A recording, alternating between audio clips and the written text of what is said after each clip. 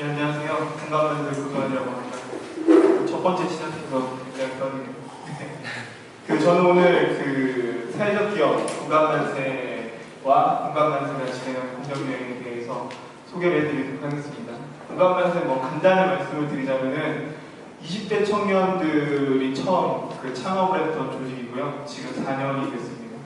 네, 지금은 고용노동 사회적 기업이고요. 대전 지역에서 활동하고 있습니다. 참고로 서울에서 창업을 해서 대전 지역으로 내려간 케이스 중에 하나. 여러분들 여행이 어떤 거라고 혹시 생각하세요? 네, 괜히 물어봤네요. 제가 처음에 이제 여행사를 창업한다고 했었을 때 저희 할머니가 굉장히 많이 줬어요. 근데 할머니가 처음에 들려줬던 사례는 이 얘기였습니다. 예전에는 대전과 통영이 고속도로가 뚫리기 전에 이 왕복 한 10시간 정도 걸렸을 거예요. 근데 둘러보면 30분인 하루짜리의 여행을 그렇게 길을 쓰고 가시는 거예요. 그러면서 하시는 말씀이 김대중 대통령은 좋은 사람인데 노무현 대통령은 나쁜 사람이라고 그렇게 욕을 하셨었어요. 제가 이게 대학교 다닐 때였었죠. 왜 그러셨을까요? 고등학교, 대학교 때. 저희 할머니가 여행을 가는 이유는 그 지역이나 그 장소를 보기 위해 가시는 게 아니었던 거죠. 저희 할머니 여행의 목적은 관광버스 안에서 춤을 추시는 거였어요. 저희 할머니가 올해 90이 다 되는 거예요. 하루에 줄넘기를 300개씩 하세요. 굉장한 강철 체력을 자랑하시고, 제가 결혼을 안 한다는 하나의 이유로 지난달에는 단식 도와줘가지고 저를 굉장히 난감하게 하시는 분인데, 이 김대중 대통령 때는 달리는 버스에서 춤을 춰도 합법이었습니다. 노무현 대통령 때 법이 바뀐 건 불법이었습니다. 할머니 입장에서는 그 당시 노무현 대통령, 김대중 대통령보다 노인을 더 잘 이해를 못한다는 거죠. 굉장히 나쁜 대통령이라고 막 욕을 하셨어요. 참고로 저희 할머니 노무현 대통령과 비슷한 지역에 고향을 가지신 분이었던 거죠. 굉장히 이율배반적이었던 거죠. 저희 할머니가 이 김대중 대통령을 찬양하실 때 주변의 친구분들 할머니 굉장히 싫어했던 건데, 간단한 거였죠. 할머니가 봤었을 때 여행의 조건들은 보통 사람이 생각하는 것과는 많이 달랐던 거예요.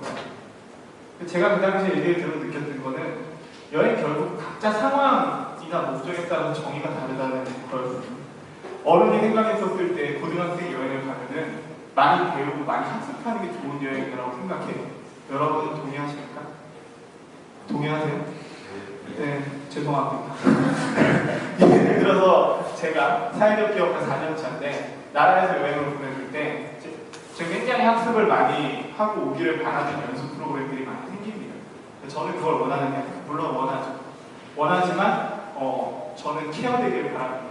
중간관리자 때문에 괴롭고 물건이 안 팔리고 힘든 나도 일종의 내 일상에 탈출하기를 원하는 거죠. 그러니까 누군가가 여행을 바라보는지에 따라서 정의와 내용들은 판이하게 달라지는 거죠. 할머니가 저한테 그런 여행사를 한다고 했을 때 왜 말리셨을까요? 어린 사람이 할 수 없는 일이라고 하셨어요. 제가 몇 살인지 아세요? 내가 올해 몇 살일까요? 50? 제가 목소리 톤이 나셨어요. 제가 올해 30입니다. 제가 일을 시작할 때 27. 제가 일을 시작할 때 대학을 그만두고, 제가 원래 전직 기자입니다. 잘 다니는 좋은 직업도 그만두고 시작을 했게 되죠. 할머니 입장에서는 어린 사람이 여러 사람의 이야기와 정의가 섞여 있는 것들을 때로는 위로해주고, 때로는 케어해주고, 때로는 코디네이팅하는 형태의 여행사랑 100% 망하시라는 거였죠. 그래서 저는 그 당시에 이제 할머니의 사례를 들으면서 동의를 했었죠. 공정여행은 여행의 정의에 대해서 고민하는 게 아닙니다. 여행의 방법에 대해서 얘기를 하는 거죠. 여행의 목적은 사람들마다 각자 다른 것 같습니다. 네. 엄마의 여행이 다르고 할머니의 여행이 다릅니다. 엄마의 여행은 할머니와 같이 가는 순간 힘듭니다. 왜? 수발을 들어야 되니까. 할머니의 여행은 엄마가 떨어지는 순간 때로는 불편하지만 때로는 좋은, 이율배반적인 형태가 있는 거죠. 그리고 이거에 대해서 저 같은 몇몇 사람들이 모여가지고 고민을 했던 거죠. 그러니까 저는 세상의 변화라든가 사람들의 관계망에 대해서 원래부터 관심이 있던 사람이에요. 그것을 어떻게 할 수 있는지에 대한 방법을 여행이라고 생각을 했었어요. 여행으로 많은 사람을 만날 수 있고 여행을 통해서 사람들과 세상의 변화를 이끌어낼 수 있다고 생각을 했던 거죠. 그 당시에 이것을 함께 할 수 있다고 생각했던 친구들과 사회적 기업으로 창업하게 됐습니다. 여러분 여행 다녀왔는데 그곳에 있는 사람들의 이름을 혹시 기억하시는 경우가 있나요? 여기 해외여행은 대부분 갔다 오셨죠? 해외여행 안 가신 분 손 한번 들어보실래요? 네, 거의 없습니다. 지금 보시는 거죠. 지난해 한국 사람 중에서 1,400만 명 가까이 해외여행을 나가셨어요. 근데 내가 해외여행 갔던 지역에 있는 사람 중에서 사람 이름 기억하시는 경우 혹시 있으신가요? 친구가 있으면 물어보겠죠. 한국 사람 실제로 별로 없습니다. 그거에 대해서. 그러니까 저는 여행의 핵심적인 방법에서 사람들이 만족감을 주는 게 대부분 여행 가시는 소비 구조에서 만족감을 주는 구조거든요. 사람들이 사람을 만나갖고 관계망을 형성하고 거기에서 만족을 주는 식의 이 여행이 현대사회에서 굉장히 필요하다고 생각을 했었었고 그거대로 공정여행의 방법들이 세팅이 되고 쇼핑하기보다는 누군가를 만나서 예를 들어서 홈스테이를 한다거나 누군가와 대화를 한다거나 누군가와 뭔가의 문화활동을 하는 걸로 여행의 만족감이 세팅이 되어 있는 거죠. 이 사람들이 명문으로 잘 이해하지 못하는 그래도 뭐 신고하니까 뭐 이제까지 안 보고 죽었습니다. 해외 관광객이 1,200만 명이었습니다. 지난해. 굉장히 많은 수의 관광객이 들어오죠. 혹시 1,200만 명의 사람이 들어왔기 때문에 내 집안의 살림살이라든가 우리 지역의 살이가 나아졌다고 생각하시는 분 혹시 계신가요? 1,200만 명, 1,200만 명이면 굉장한 수입니다. 수도 서울에 반이상 들어오겠죠. 수도 서울에 사시는 분들은 실제로 이 사람들로 인해 갖고 내 살림살이라든가 우리 지역 경제가 나아지신다고 생각하시나요? 그렇지 않죠.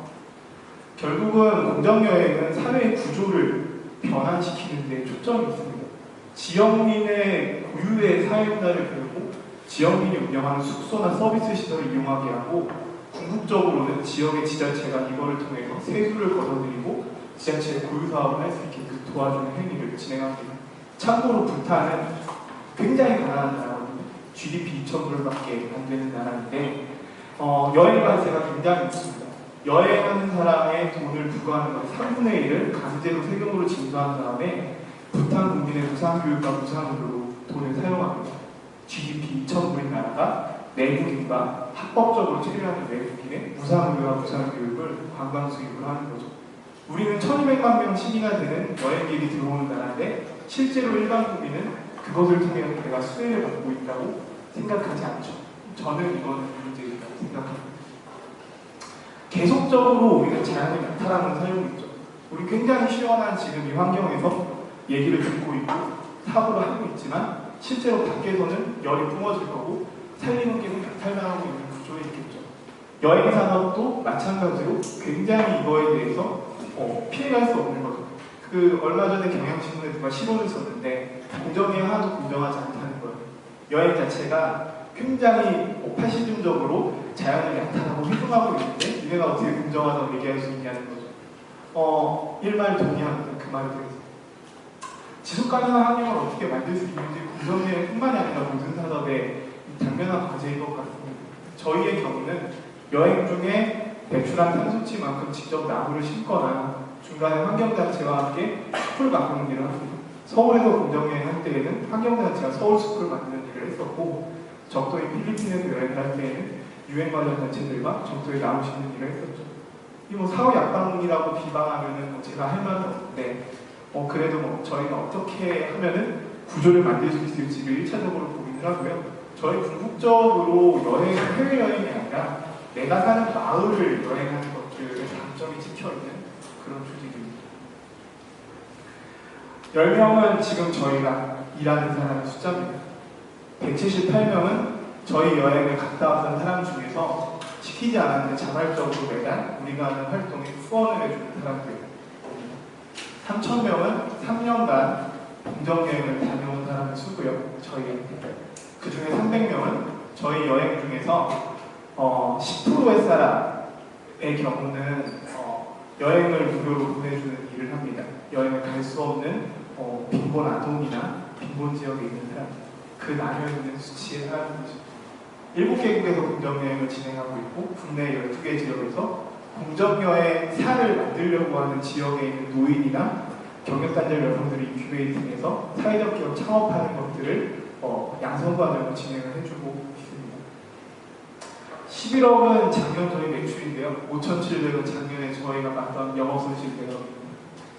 카메라를 팔아갖고 초기에 그 사업자 신고를 했었고 컴퓨터를 팔면서 첫 해에 억대가 넘는 저축은행에 빚을 졌었고요. 30만 원이 처음으로 실무자한테 월급을 줬던 비율이고 지금 있는 최저임금 조금 넘는 돈들을 주고 있는 것 같습니다. 바세코와 과동신랑한 낙가우기후는 저희가 그 해외 지역에서 저희 실무자들, 해외에도 저희는 실무자가 있는 거죠. 그 사람들이 고용이 되어 있는 곳입니다.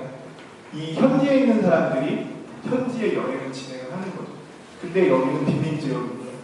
저희는 여기에 학교와 도서관 시설을 짓고 있고 그들의 아이들을 교육을 무료로 시켜주면서 그들이 저희 조직에서 일할 수 있게끔 구조를 잡아낸 케이스의 조직입니다. 저는 지역이 올 수 있게 서는 세 가지 요소는 자립하고 자기가 스스로 주권을 세우고 자기가 스스로 존중하는 것이라고 생각하고 공정행위를 통해 갖고 지역이 옳게 설 수 있다고 생각하고 그게 저희가 명문사업을 갖고 있는 가장 큰 목적 중에 하나입니다.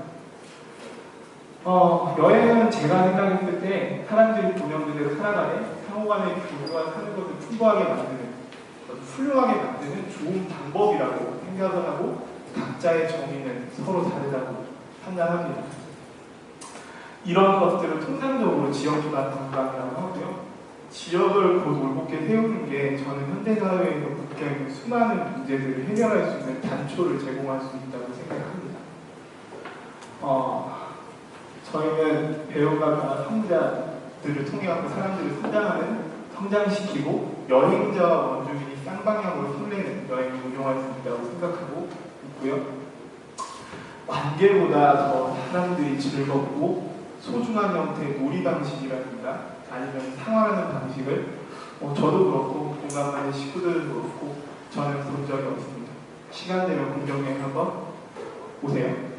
아시겠죠? 네, 감사합니다.